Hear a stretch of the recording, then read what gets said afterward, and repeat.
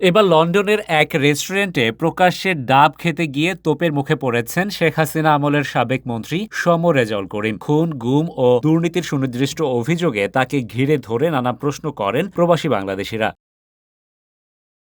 গত বুধবার পশ্চিম লন্ডনের এলপোর্টল্যান্ড এলাকার একটি রেস্টুরেন্টে বসে আড্ডা দিচ্ছিলেন সাবেক এই মন্ত্রী। এ সময় ছাত্রদলের সাবেক সহসভাপতি শফিকুল ইসলাম রিবলুর নেতৃত্বে একদল নেতাকর্মী সেখানে উপস্থিত হন। তারা ইলিয়াস আলী ও চৌধুরী আলম সহ শত শত ছাত্র জনতা হত্যার বিষয়ে জবাব চান এবং তাকে খুনি ও দুর্নীতিবাজ বলে স্লোগান দেন। এ সময় কোনো সদুত্তর না দিতে পেরে অসহায়ভাবে বসে থাকেন রেজাউল করিম।